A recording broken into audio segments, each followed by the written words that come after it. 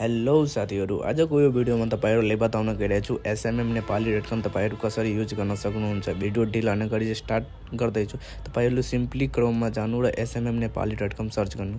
Search गरेपछि यस्तो interface खुल्नेछ। यस्तो इन्टरफेस खुलेपछि तल स्क्रोल गर्नु। स्क्रोल गरेपछि कन्टिन्यू विथ गुगल गर्नु होला।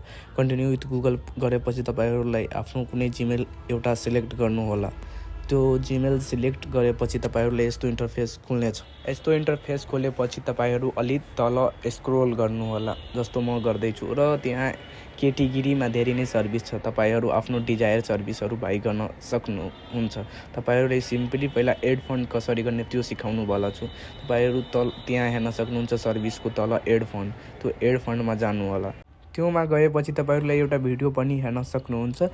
तपाईहरुले सिम्पली केही गर्नु पर्दैन। तपाईहरु स्क्रिनशट लिनु र तपाईहरु सिम्पली पेमेन्ट गर्नु। पेमेन्ट गरेपछि तपाईहरुले जति अमाउन्ट जति पेमेन्ट गर्नु भएको छ त्यहाँ लेख्नु होला र अटोमेटिक रिडाइरेक्ट हुनेछ व्हाट्सएपमा।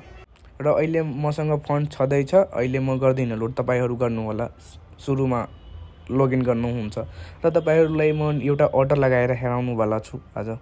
र तपाईहरु जस्तो म क्याटेगोरीमा गएपछि जस्तो म टिकटक भ्युज लिँदै छु, तपाईहरु जुन सर्भिस चाहियो जुन लिनु होला। जस्तो टिकटक सर्भिस, यहाँ लिंकमा तपाईहरु भिडियोको लिंक डाल्नु होला। जस्तो म तपाईहरुलाई हेराउनको लागि टिकटक ओपन गर्दै छु। सबैभन्दा पहिला मेरो टिकटक ओपन भइसकेको छ र भिडियोमा क्लिक गर्दिन्छु। भिडियोमा सबैभन्दा भिडियोको लिंक कपी गर्ने जस्तो म गर्दै छु। र तपाईहरुलाई एउटा कुरा भनिदिन्छु, हाम्रो भिडियो यहाँ लिंक हाल्नु होला र तल क्वान्टिटी हाल्नु होला। क्वान्टिटी तपाईहरुलाई जति नै चाहियो, म जस्तो तपाईले 1000 हालेर हेराउँछु र सबमिट गर्नु होला। अर्डर तल लेखेको छ सबमिट, यहाँ सबमिटमा क्लिक गर्नु।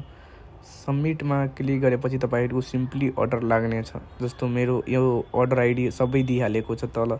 र तपाईहरु सिम्पली यहाँ अर्डर हिस्ट्रीमा जानु र तपाईको कतिवटा अर्डर कम्प्लिट छ, पेन्डिङमा छ कि इन प्रोग्रेसमा छ, यसमा सबै चीज तपाईहरु हेर्न सक्नुहुन्छ।